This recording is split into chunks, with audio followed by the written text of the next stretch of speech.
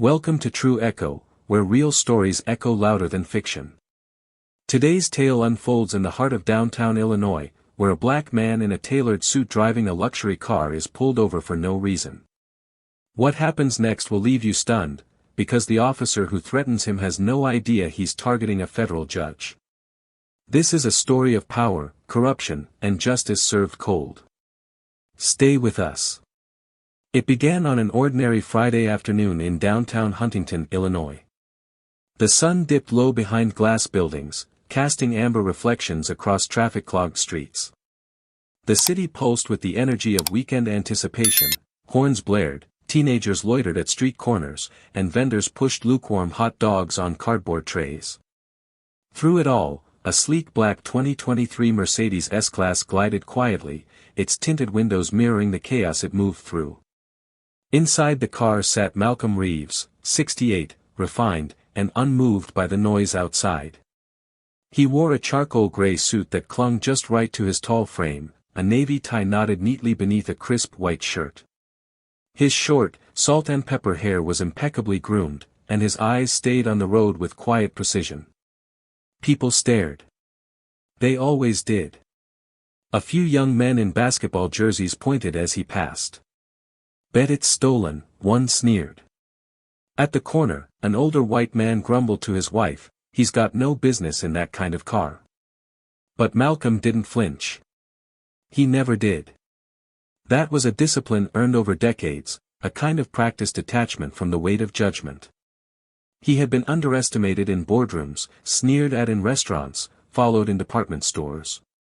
But he carried himself with the steady patience of someone who had outlasted them all.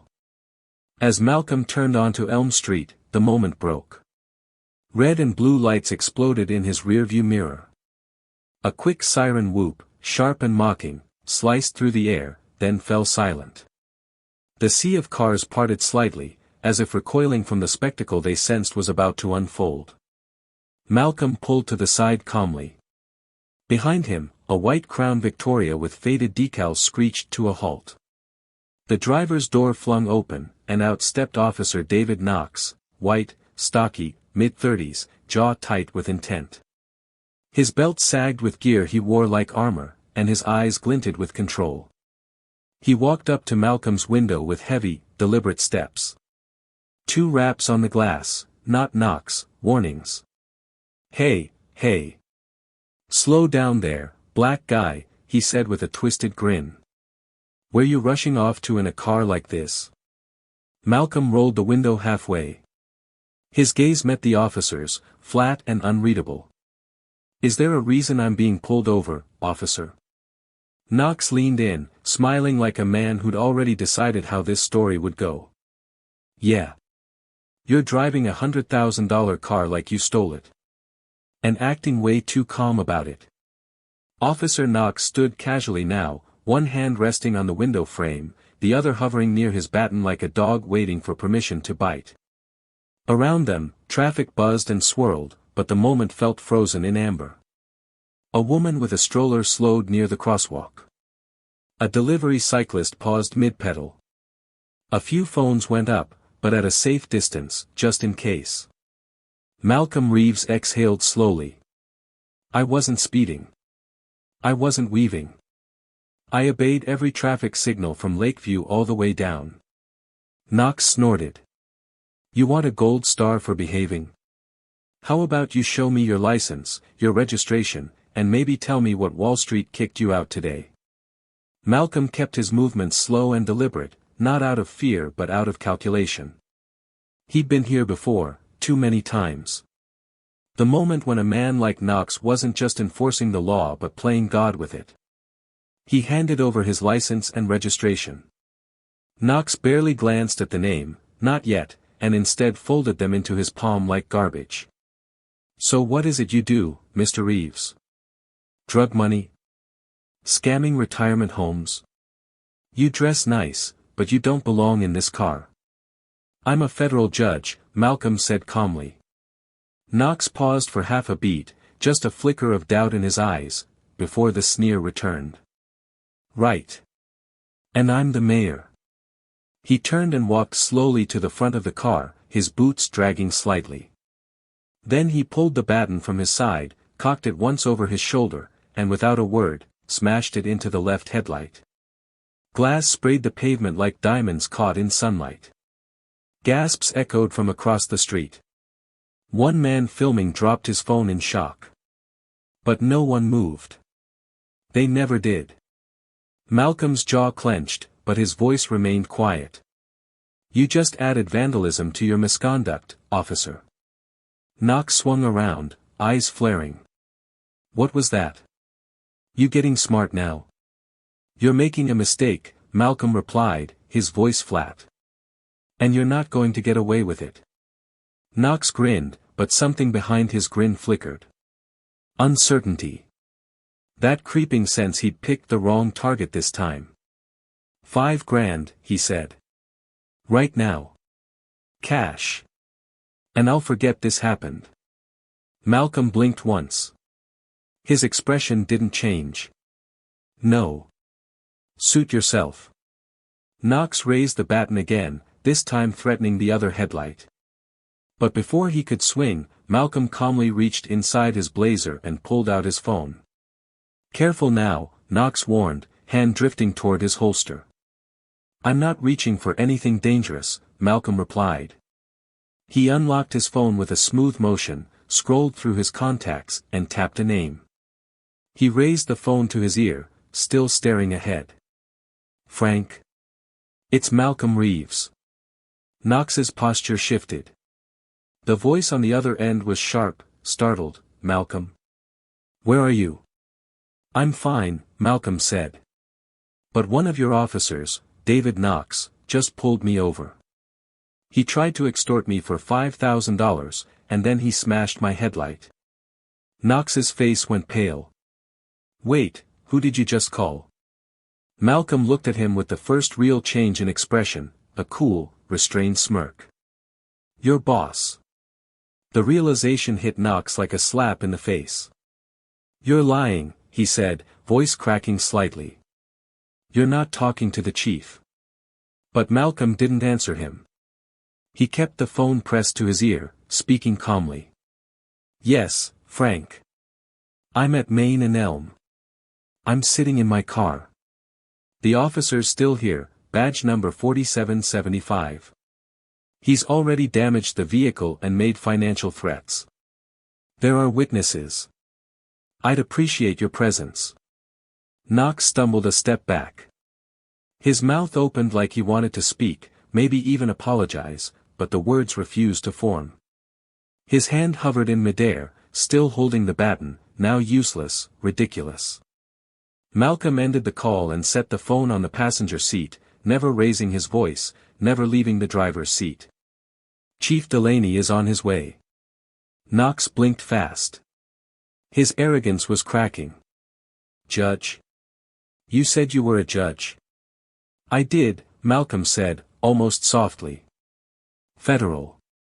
Northern District of Illinois."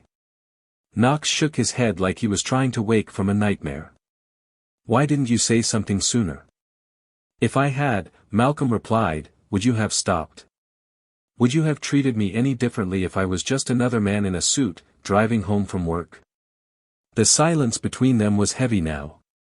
Knox's ego was collapsing in real time, and even the casual crowd of onlookers began to understand the weight of what they were witnessing. Phones came up again. This wasn't a traffic stop anymore.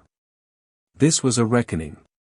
"Look," Knox said, stepping toward the car again, now fumbling, almost pleading. "Maybe we can work this out. I didn't mean to go that far. It was a bad call." "No," Malcolm said, and there was steel beneath the calm now. "You made several bad calls. And it ends here." A black SUV screeched around the corner and pulled in front of the Mercedes. Its tinted windows made no attempt to conceal the authority inside. The driver's door flew open before the engine even shut off, and out stepped Police Chief Frank Delaney. He didn't need a badge to command respect. His suit was sharp, his shoulders broad, and his jaw locked tight with fury. His eyes darted from the broken headlight to Malcolm, then to Knox, and stayed there. "What the hell is going on here?" he barked. "Frank," Malcolm said, stepping out now, voice composed. "Thank you for coming. I'm all right." Delaney's eyes flared as he surveyed the scene, the crowd, the glass. He turned to Knox. "What did you do?" Knox stammered. "Sir, I didn't know." He looked suspicious. "The car. The neighborhood. I thought." "You thought?" Delaney snapped. "You thought you'd rough him up? Extort him for $5,000? Smack his car around like he's some kid with a joyride?" "I didn't know he was," Knox began. "That's the damn point," Delaney shouted. "You shouldn't need to know his title to treat him like a human being." The chief's rage wasn't just performance. It was righteous. Real. He turned to the squad car Knox had arrived in. "Turn over your weapon, your badge, and your radio. Now." "But." "Now, Officer Knox." One by one, the items fell into Delaney's outstretched hand. Gun. Badge. Radio. Each piece clinking like a nail in a coffin. Knox didn't even fight it anymore. He just stood there, deflated. Delaney turned to his radio. "Dispatch, this is Chief Delaney. I need internal affairs and a transport unit at Main and Elm. Officer David Knox is being relieved of duty, effective immediately." Malcolm didn't gloat. He didn't need to. The truth had done its work. Knox had destroyed himself. The wind had shifted. As the sun dipped below the buildings, casting the intersection in long shadows, the air around them felt colder. The usual buzz of the city had dimmed, as if even the traffic knew something significant had just occurred. Knox stood beside his squad car, stiff and speechless, like a man waking from a dream to realize it was a nightmare. The crowd had grown, not chaotic, but reverent in its silence. Pedestrians, shop owners, teenagers with phones still rolling. They weren't rubbernecking anymore. They were bearing witness. Two internal affairs officers arrived in a black city-issued sedan. They were in suits, tall, expressionless, with notepads already out before the doors finished closing behind them. "Chief," one of them said with a nod. "We got your call." Delaney turned to Knox, who still hadn't spoken. "Go with them. Answer their questions. Every detail. Don't lie. Don't dance. And don't think for a second that uniform protects you anymore." Knox gave a limp nod and began walking toward the IA agents like a ghost. No handcuffs. No resistance. Just the hollow walk of a man whose world had cracked open beneath him. He climbed into the back of their vehicle, and the door closed with a final, almost ceremonial thud. Delaney looked back at Malcolm. His face had softened, but not in pity. It was respect now. Embarrassed respect, the kind born from knowing you'd failed someone you shouldn't have. "I'm sorry, Malcolm," he said quietly. "For all of it." Malcolm shook his head slightly. "It's not about me, Frank.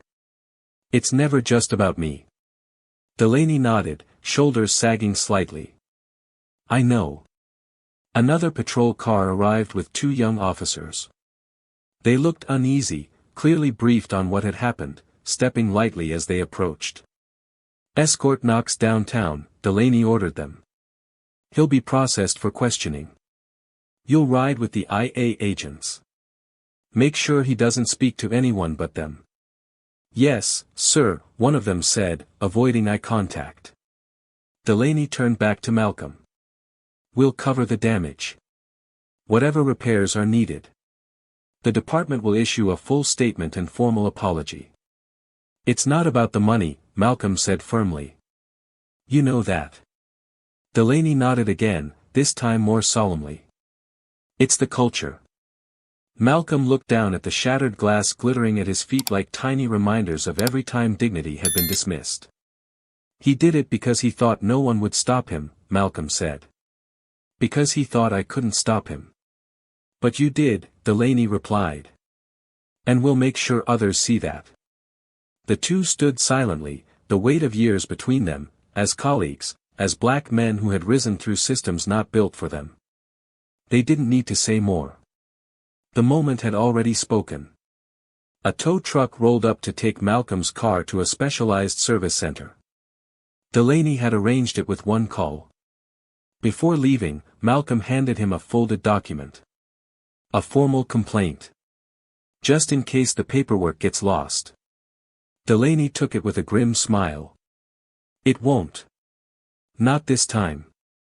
As Malcolm stepped into a department-issued black sedan to be driven home, the crowd slowly dispersed, some with quiet nods, others still in disbelief. And Officer David Knox, now stripped of power and illusion, sat alone in the back of a government car, heading not to patrol, but to interrogation. He had no idea the real judgment hadn't even begun. The media storm began before sunrise. By the next morning, every major local outlet had footage of the shattered headlight. Clips from phones captured Chief Delaney's thunderous voice, Knox's fumbling apology, and the moment Malcolm calmly declared his title to the world, "I am Judge Malcolm Reeves." The story exploded. Federal judge harassed by cop in broad daylight, one headline read. Another simply said, "Power meets abuse, and wins." Social media erupted with hashtags, hashtag Judge Reeves, hashtag Justice on Elm, hashtag Police Power Check. Twitter threads dissected every frame of the incident, TikToks offered dramatic reenactments, and interviews with eyewitnesses poured in. But Malcolm didn't speak to the press.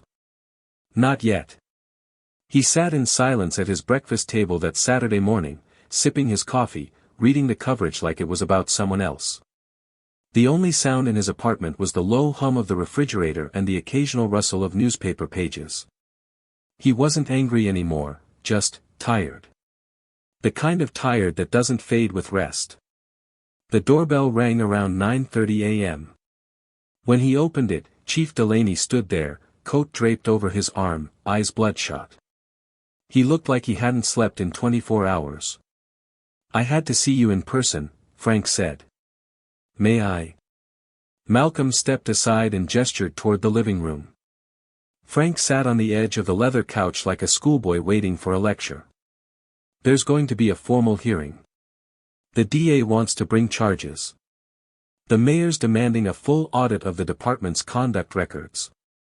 Civil rights lawyers are already circling." Malcolm raised an eyebrow.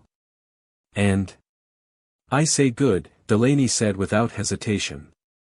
"We've got too many ghosts in our closets. I want them dragged into the light." There was a beat of silence. "I read the full report this morning," Delaney added, lowering his voice. "Knox has had 3 previous complaints, 2 for aggressive conduct, 1 for off-record stops in minority neighborhoods. None of them stuck. Until now. Because none of those people were judges," Malcolm said. Delaney flinched. "I'm not blaming you," Malcolm added. "But we both know this goes deeper. Knox didn't get this way overnight. The culture allowed him to grow." Delaney leaned forward, elbows on his knees. "Then help me fix it." Malcolm looked at him, long and hard. "Fixing it means more than firing one man. I know. It means creating systems where this doesn't happen in the first place. Where being black in a nice car doesn't equal suspicion." "I know that too," Delaney replied. "That's why I'm here." Malcolm nodded slowly. "Then let's begin." 3 weeks later, the courthouse was packed. Not for a trial. Not for a verdict. But for a reckoning. People filled every seat, lawyers in tailored suits, officers in pressed uniforms, community members in t-shirts and jeans. Reporters lined the back row, cameras ready, pens poised. The tension in the room was heavy, not chaotic but charged, the way air feels just before a storm hits. David Knox stood near the front, flanked by his attorney, noticeably thinner, pale, almost gray. He wore a suit that didn't fit, shoulders slumped as if carrying the weight of every headline. There was no smugness left. No baton. No power. At the judge's bench sat a colleague of Malcolm's, not him, not today. Malcolm sat to the side, present but silent. A witness to the system finally doing what it was built to do. The presiding judge cleared his throat. After reviewing evidence, including video footage, officer testimony, and internal affairs findings, it is the decision of this court to sentence David Knox to 8 years in state prison. Charges include felony vandalism, attempted extortion, official misconduct, and civil rights violations under color of law. There was no gasp. No outcry. Just a silence that spoke volumes. The kind of silence that says, finally. The judge continued.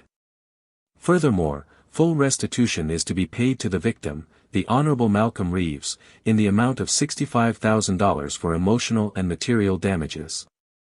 Malcolm didn't react. Not visibly. No fist pump. No nod. He simply folded his hands in his lap, eyes steady. Because this wasn't about victory. It was about accountability. Knox was led out of the courtroom in cuffs. Not by rookies, but by federal marshals. The irony was thick. The man who had once barked commands in the street now obeyed every silent gesture of those escorting him. Reporters shouted questions as the courtroom cleared. Judge Reeves, do you feel justice was served? Your Honor, do you believe this is the beginning of reform? Malcolm didn't answer. He stepped out into the gray afternoon, the city breathing around him.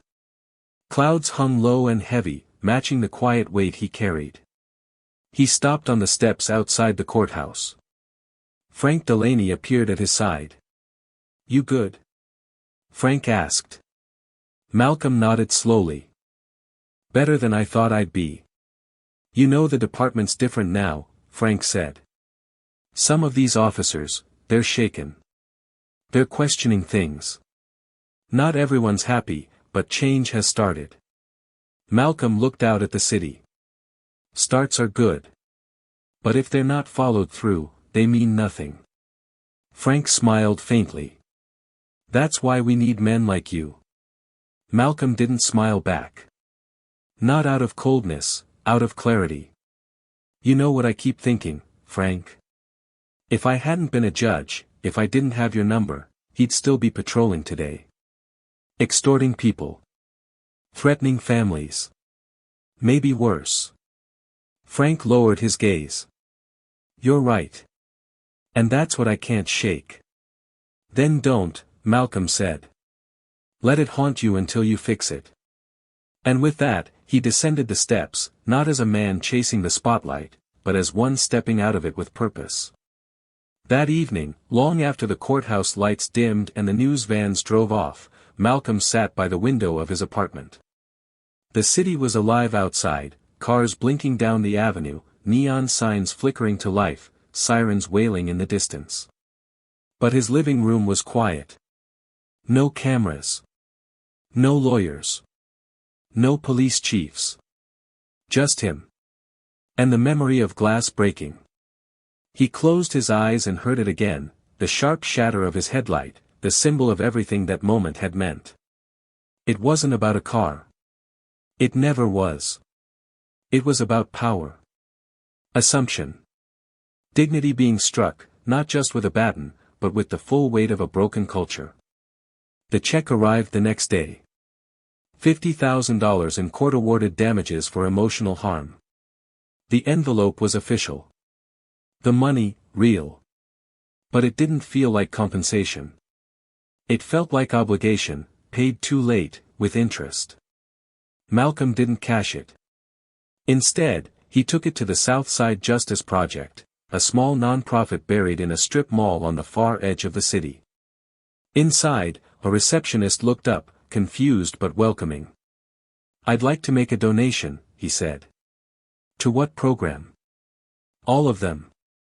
He handed over the envelope. For legal defense. For therapy. For people who don't wear robes or suits. The ones who don't have the chief's number saved in their phone. The ones who never get heard. The receptionist's eyes filled. Judge Reeves. Malcolm, he said gently. Just Malcolm. She nodded, stunned. This will change lives. I hope so, he replied. But more than that, I hope someday they won't need it. That night, Malcolm poured himself a single glass of wine, sat back in his favorite chair, and let the sounds of the city carry on without him. He didn't feel victorious. He didn't feel like a hero. He felt grounded. Centered. Like a man who had walked into the fire, and walked out without losing who he was. Because dignity, when tested, doesn't yell. It doesn't swing back or beg to be believed. It stands still, lets the world throw what it must, and waits for truth to rise. What would have happened if Malcolm hadn't been a judge? If he didn't know the chief personally? That question lingers, heavy, unresolved, because it speaks to the silent stories happening every day that never make the news. But this one did. Because one man kept his dignity when every force around him tried to shatter it. And that made all the difference. As Malcolm said, he didn't just break a headlight. He cracked the illusion that it doesn't happen anymore. Let that crack spread, not into chaos, but into change. If this story moved you, share it. Let others hear it. Because silence only helps those who hope to keep things hidden. Hit like. Subscribe to True Echo for more stories that echo truth, loudly, clearly, and without apology. And tell us in the comments, what does dignity mean to you, when no one's watching?